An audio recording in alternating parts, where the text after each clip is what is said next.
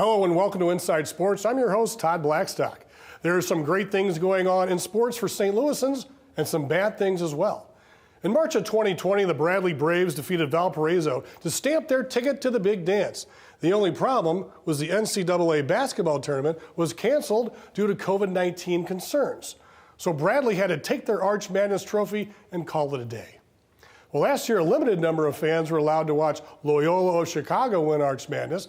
And in 2022, the tournament is back, and our Inside Sports crew was on the scene. Now the bad. Major League Baseball has canceled opening day, and it doesn't look like the lockout will end anytime soon. So we'll check in with MLB insider Rob Raines in Florida to get his thoughts on this work stoppage and how fans, players, and the league are reacting. So stay with us for this and much more coming up next on Inside Sports.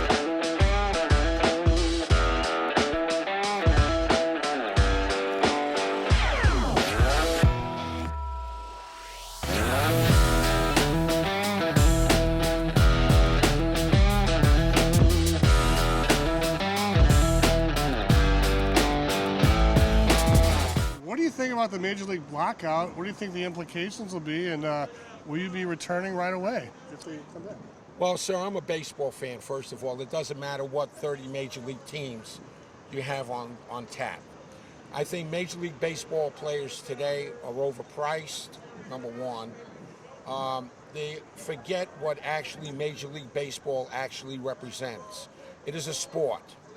It is if they want to consider it, those individuals a commodity, maybe so.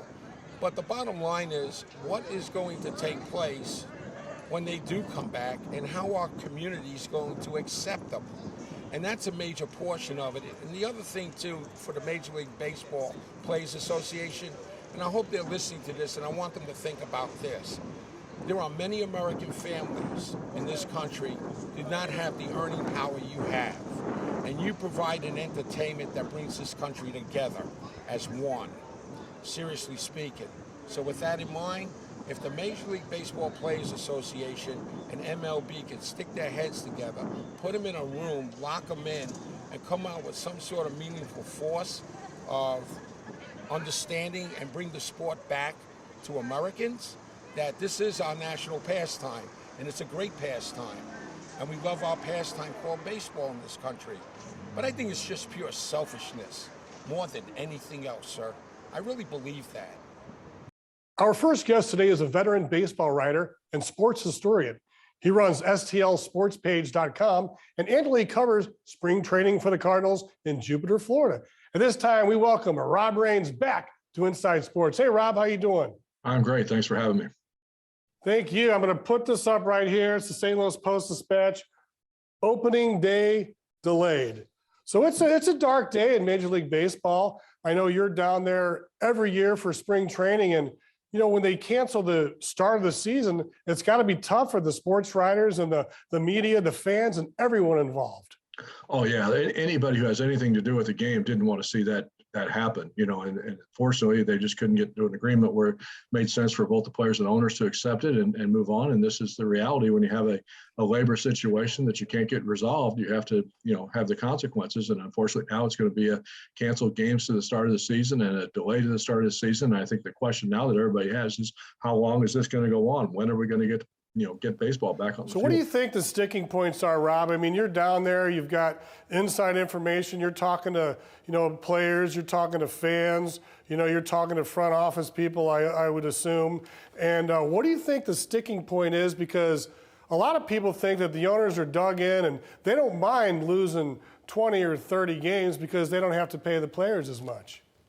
Well, it depends who you talk to. You get different stories, everybody you talk to, about, you know, who's to blame and what sides to be responsible for this. And I mean, the bottom line is money. And any labor dispute that you want to talk about, and I don't care what the industry is, what the union is that you're talking about, it's going to come down to dollars and cents. And unfortunately, the players have a position that they've staked out their position that they want to have more money, you know, that they've not gotten the last few years, especially with all the increases in different ways of revenue coming into the system. So I think it's just a matter of they're going to have to figure out a way to get that done, because, you know, the collective bargaining tax is one thing that they're talking about, and they're way out of whack on how much money that they want for that. And then they're way out of whack on how much money they want for what they call a pre-arbitration pool, as far as the money that would go to some of the younger players. So the owners want, I mean, the players want a way to get younger players more money earlier in their careers. Is what it all comes down to that. And I think the competitive balance tax, they're just thinking that that there really shouldn't be a limit on how much money teams want to pay in their total payroll. And if they want to pay a lot of money, then they should be allowed to do that. And it's the way that thing has kind of worked in the past has been like a quasi soft salary cap, and the players kind of want to do away with that. But they are two very opposite points of view on both of those issues, and I think that's why you see the kind of stalemate that we've had in the talks to this point. I understand there's a huge disparity between AAA and Major League Baseball, the salaries. I mean, I'm not sure if this is correct, but I read a report where like maybe an average salary in AAA or the minor leagues is like $16,000 a year. And that's a year. Now, they're not playing probably 12 months out of the year, but you can probably work at Walmart and make more money than that. But you jump into your rookie year, Major League Baseball has a control over you for what, 5 or 6 years until you can reach free agency. So is that a huge deal? And do you see Major League Baseball owners up in the ante for minor league players and organizations, or maybe just cutting some of the lower level teams out? Well, they did do this some attrition of minor league clubs last year. Cardinals lost 2 of their bottom level farm clubs because trying to cut down the number of teams in the minor leagues. I do think minor league players deserve more money, and that's been something that's not part of the collective bargaining agreement discussions because the minor leaguers are not covered by the players' union that is dealing with the owners here. So that's kind of a totally separate issue, but it is something that they need to resolve. I think you can get more money than that, especially if you're a veteran player in the minor leagues and you get to AAA. You're making decent money for the time that you're playing, but again, it's only during the season. But yeah, one of the proposals by the owners to the players in the last round of discussions in Jupiter here was to raise the minimum salary from, what was it, $570,000 this year to $700,000. And then it escalates a little bit after that each year for the first couple, 3 years. So they're trying to kind of meet the players a little bit on what they want for the higher salaries. And, it just wasn't enough to get a deal done. There's players like the New York Mets, Matt Scherzer, like $130 million over 3 years. They say he's going to lose like, $242,000 a game. And that's a lot of money. He's got a lot of money. Do the top end players like that, would they be willing to take a little bit less money to help out the AAA or the AA guy or some of the rookie or second year players? Well, they could probably say yes, but privately, I don't know if that would be the case or not, and not talking about any individual player about that. I mean, what Scherzer did say, in the news conferences following the talks breaking off in Jupiter was that, he would be willing to sacrifice a little bit of his career to help out the younger players and to get kind of a better financial stability going forward for the game. The timing of this is just all wrong. I mean, that's the problem. Is you're coming off a COVID shortened season, you're coming off 2 years of a pandemic, when still, even though you had fans in the stands in 2021, it still was a limited fan capacity for a good part of the season, and it just looks bad. I mean, it's a bad black eye for baseball, no matter which side you believe is in the right here. It's just combined between the two of them. It's a bad day, and it's a bad look. And after the strike in '94 and '95, I mean, there was a big repercussion of fans that didn't come back to the ballpark. And I'm afraid if this goes on for any length of time at all, you're going to see a big backlash in attendance and in television ratings and things like that for people that are just so disgusted and tired of it, they're going to find something else to do. And people are fired up anyway with what's going on in Ukraine right now. So I think people are at a kind of, I don't know, I'd say a boiling level, but people are irritated right now about a lot of things. I think about, you're talking about the strike, the '94, back then, and baseball did lose a lot of attendance. It dipped down. And it's very ironic that it was the Mark McGwire and the Sammy Sosa, Roger Maris home run chase that really reignited baseball for a lot of fans. And in one means it was great for baseball, but that was the beginning of pointing out the steroid era at the same time. And it seemed like a lot of the owners in baseball and the media, they were just fine with it back then when McGwire and Sosa and Bonds were just racking up home runs. But then all of a sudden they turned on the players. You see something similar happening now, and what could get fans excited about baseball if it takes a dip? Well, I mean, there's a lot of great young players in this game. I mean, you look at Fernando Tatis, and you look at, Vladimir Guerrero Jr. I mean, there's some dynamic players in the game. Juan Soto, there's if you can't get excited about watching those guys play, and you're not really a baseball fan, I don't think. So I think we've got as good a young players. Not even counting like Mike Trout in that group. I think you've got as good a young talent in this game today as you've had in a long, long time. And if you're a baseball fan, you should be excited about that. You should be able to go out and want to watch those guys play. I mean, we've got a couple of guys coming up in St. Louis here in the next couple of years, and Nolan Gorman and Jordan Walker, that I think are going to be dynamic players as well. And I'm excited to see them, advance through the minor leagues and get to St. Louis and show what they can do. And I would hope other Cardinal fans would have the same attitude about that. So, I mean, I've been a baseball fan long before I became a baseball reporter, and I just love the game and always have. And I just hate to see that, this kind of stuff is happening to the game that I love. I mean, it's already facing problems with attendance and ratings and stuff because of the fact that you're trying to figure out a way to get younger fans, my kids' age, my grandkids' age, interested in the game. And there's just so many other choices for what they could do that the audience for baseball always tends to skew a little bit older audience. And they've got to figure out a way to attract those younger fans. And what they're doing now is certainly not helping them. There's some older players that, you mentioned Matt Scherzer, losing some games in his career. I mean, this is going to be a very exciting year for the St. Louis Cardinals. I mean, they had the 17-game winning streak last year. They came back against odds and made the playoffs. Then they fired their manager. They've got a new manager this year. And then you got Adam Wainwright and Molina coming back for, what probably could be their last year. I mean, Wainwright has an outside chance of getting, 200 wins if he stays in the game long enough. And Yachty, he talks about hanging it up. I don't know if he will actually. And, then you got Arenado wanting to come back this year and stay with the team for a while. So I know St. Louis Cardinal baseball fans are kind of upset right now and bummed out because there's so much to look forward to this year, and especially the fans that went down and bought hotels 6 months ago down in Jupiter to watch these guys play.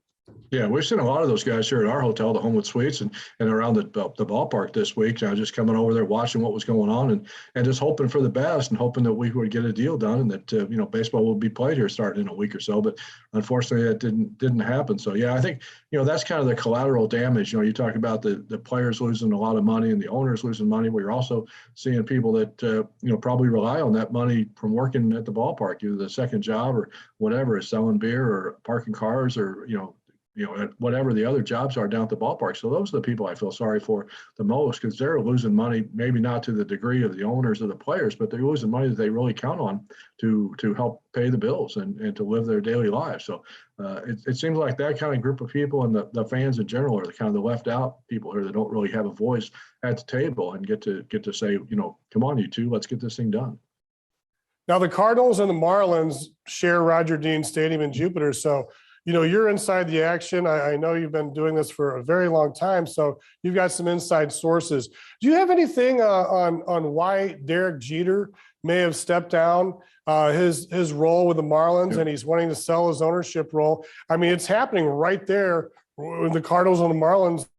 From what I was told by people who are a lot closer to the situation than I am, it was basically a question of the fact of what direction the team was going to go. I mean, I think Jeter had been told that they had some money to spend on the possible free agent signing after the lockout was over, whenever that will be, and then at some point during the lockout they changed their mind, the ownership group, and said basically we're not going to spend that money. So I think he was just looking to figure out a way to put a better, more competitive, winning team on the field. It seemed like the ownership group was more determined to try to save that money and not invest in higher end free agents.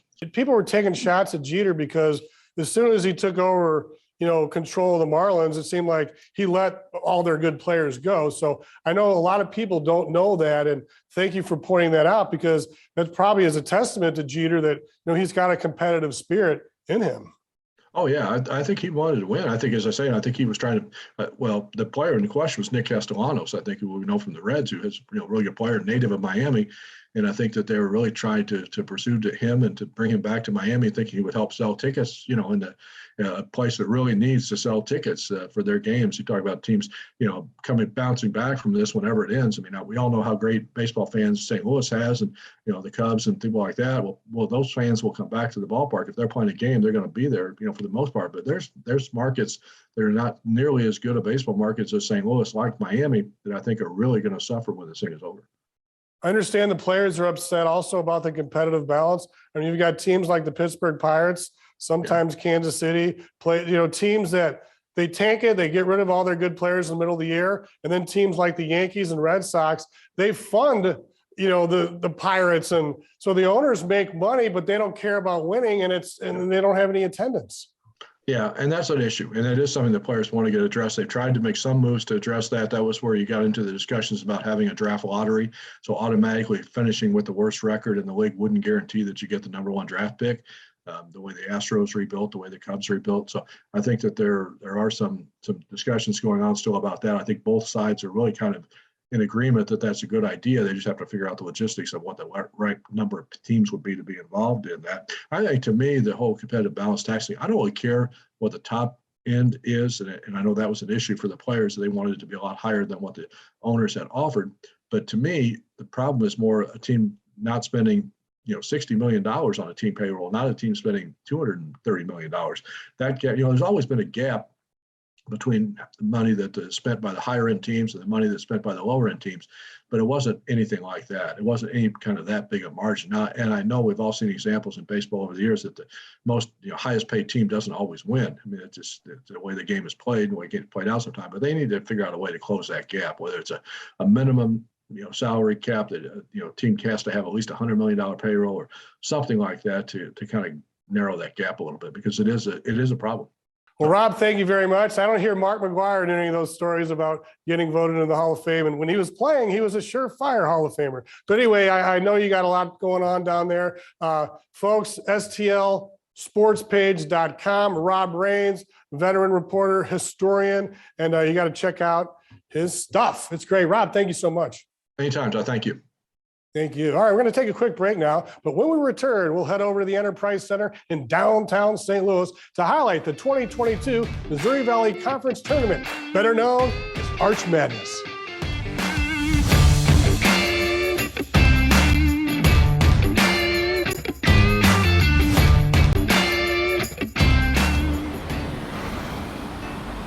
Hey, let's check out this park.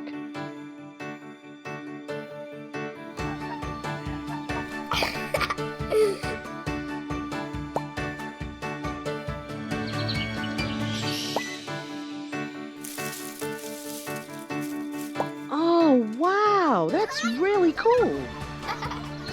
To find a great local park or forest near you, go to discovertheforest.org.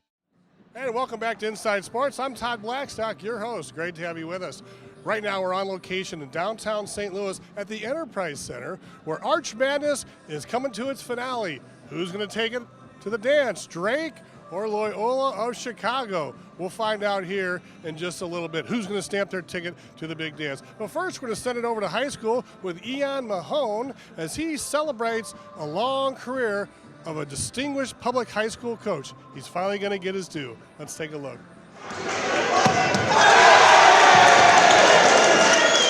The Soldan Tigers faced off against the Gateway Legacy Lions. The Tigers rout the Lions at home 62-42. But the Soldan community had more to celebrate. During the halftime ceremony, former Soldan basketball coach Marvin Neals receives the St. Louis Board of Aldermen resolution, honoring his 18 years of service as the Soldan Tigers celebrate the 1981 Missouri State High School Activities Association Division 4A Basketball Championship, making this a 40-year anniversary. The Soldan High School Tigers will beat the Spartans by 13 points and accomplish the first and only Soldan High School Division 4A MSHSAA State Championship. Right there, y'all.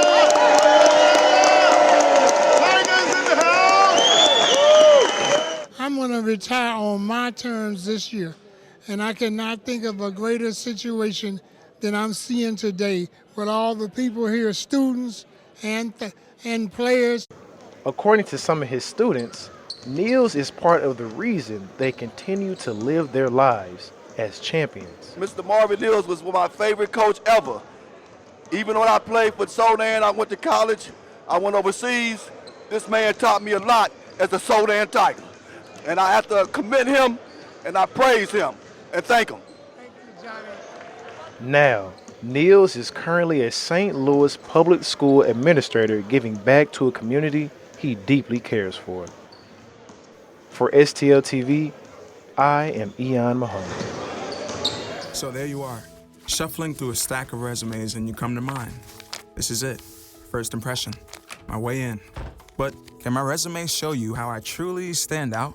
Like that I was studying, going to night school while working 2 jobs just to help my parents pay for groceries. Or being the first one to always step up. No, that's something you just can't put on paper. Look beyond the resume and discover new ways to develop great talent that is dedicated, hardworking, and determined like me. So what is it about the Ramblers that you love so much and, coming to St. Louis each year for this tournament? The culture. It's the culture, the environment, the vibe, the team spirit, camaraderie, all that. You guys are coming down from Chicago year in and year out. Chicago's a big city. St. Louis is your buddy to the west here. And over the last couple of years, they've done some big improvements over at Union Station with the aquarium and the Ferris wheel and some other stuff. And boy, it seems like the Ramblers keep coming. That's right. St. Louis is a great place. It's a great atmosphere. And we love everything about it. That's what brings us back each and every year. Drake has got some real tough players. That freshman is amazing. The coach's son, he's really an all-world, I think. And they play tough defense, and they can shoot. And I got a good coaching. And go Drake. Well, we aren't exactly a huge winning tradition, but we've had 4 great seasons put together. And so now we're going to come down and try to bring it all together this year. We've got the great coach. These kids, they all like each other. They all play hard. They're a real team. Suffered some injuries. And we're going to come out with our best 7-8 kids here tonight and try our hardest to send Loyola packing.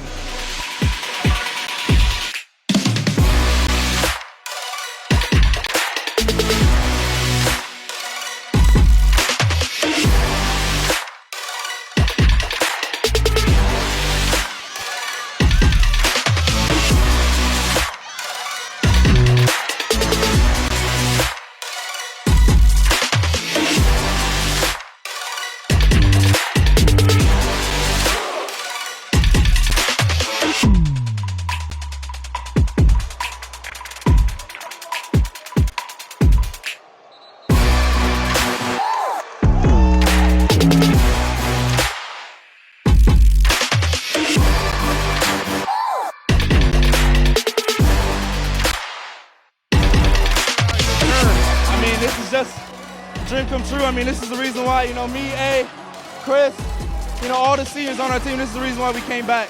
And, just to end it like this, it's the best feeling in the world. What about the first half? Drake came out, they were on fire, and all of a sudden it was a 19-0 run with you guys, and you seemed to take over from there. We just needed to play Loyola basketball. We didn't start the game off playing Loyola basketball. I said, guys, calm down. We're playing in a championship game. This is what we want. This is what we work for. So we just needed to just go back to playing our way, our style of basketball, playing defense the way that we know how to play. Congratulations. Thank you. Hey, Sister Jean. Once again, you're the big luck charm for the Ramblers. 102 years and counting. I know. We're just so excited about it, but this group is... What do you attest your great fortune of longevity and goodwill towards Chicago Loyola? I guess I get my goodwill from my mom and dad. But my longevity, I say I eat well, I sleep well, and hopefully I pray well. All right, we got to go Ramblers? Go Ramblers. And joining me now is the new commissioner of the Missouri Valley, Jeff Jackson. Jeff, wow, this is your first tournament here as the new commissioner of the Missouri Valley, and what are your thoughts? Because it seemed like a fantastic week. We had some nice weather, and mix it up here in the court, and it's your first one. Well, it was great. The institutions, the competition, the efforts of the student athletes, being in St. Louis, Enterprise Center is fantastic. It's exciting for me being my first one. I'm already looking forward to next year when we have 3 new teams in here, and I think we'll have a bigger physical presence, and I think it's going to be great for us. I think it's going to be great for St. Louis. The tournament's been here in St. Louis for years and years, and it's a neutral site. Over the years, Union Station, wasn't what it is now. It's been built up. Some of the area over there, it was just kind of a walkthrough. Now, Union Station, you've got the aquarium, you've got the Ferris wheel, and they're doing all kinds of new construction, a soccer stadium, all right here within a block or two, and now you're the commissioner that holds the tournament here. Well, I think that's one of the things that makes St. Louis so attractive to our membership are the amenities. The fact that our student athletes can come here and they can just have a great time. They don't just have to live in the arena. They can go to the Arch. They can go to the aquarium. They can go get great food. I'm a foodie, so I'm loving St. Louis from that vantage point. So that's one of the reasons why I think the Missouri Valley Conference Championship Arch Madness works so well playing right here in St. Louis. Well, tell us a little bit about yourself. We understand you're coming from the Big 12 conference, and before that you're in coaching of players. So you have a totally different concept and maybe a different outlook on things coming in from the administration and a coach and a player. Well, I had a great experience coaching for many, many years. Over the last 6-7 years, I've been working in administration. I've enjoyed it. It's extremely engaging. Both pathways are doing the same thing. You're trying to figure out ways to give student athletes the best experience that they can have. I'm really fortunate to have the opportunity to represent the Valley, working with great institutions, great leadership on their campuses, and like I said, I'm blessed. What are some of the things that you feel that you can implement or come in from, because a lot of times, people, they hire from within and, things that kind of run smooth like it does. But now coming in, what are something that you may see about St. Louis or the Valley or the student athletes and nearby schools that, maybe you can put your stamp on? I think those things are still to be determined. I've only been here for about 7-8 months, just like you just said. I just experienced my first Arch Madness. I think when we get to maybe June or July this year, we'll have a chance to sit down, look back and go, well, we like this or we didn't like that, or maybe we can do this in a different way, or maybe we can do that better. But I think that's a conversation a little bit further down the line. I like your approach. I mean, Doug Elgin here for 33 years. He was the longest serving commissioner in Division I. And now you're coming in. It's kind of like you kind of sit back and take it in for a minute, and then you can, proceed with what you want to do. Well, and part of that also is that they did a fantastic job. I didn't inherit something that was broken. I inherited something that understood, had great value, was working the right way. So I'm fortunate, and Doug has been very good at shepherding me through why some decisions were made, why they've done the things that they've done. And so I'm excited about the fact that I don't have to come in and necessarily have a reclamation project. I'm sure if we decide to do anything, it'll be a tweak because the train has been on the track and going in the right direction for a long time. I know the committee was super excited when you interviewed. I think they said that you knocked their socks off, with your foresight and your experience. And plus, you're probably the first African-American as the commissioner of the Missouri Valley Conference, and I think that's important as moving forward with NCAA athletics to see people of color getting these big jobs. Well, again, I think what's important is that you hire the best people for a position and that they come in and they show the responsibility, the aptitude, and the competence to be successful. That's what myself and my staff aim to do. Well, the Loyola Ramblers sure love St. Louis, and congratulations to Loyola for defeating Drake for the 2022 Arch Madness. They stamped their ticket to the NCAA Big Dance. Well, we'd especially like to thank Rob Raines from STLSportsPage.com for chiming in from Jupiter, Florida. We'd like to thank Mike Kern, Jeff Jackson, and the entire Missouri Valley Conference Championship staff. We'd like to thank you for watching Inside Sports on STL TV. Experience St. Louis.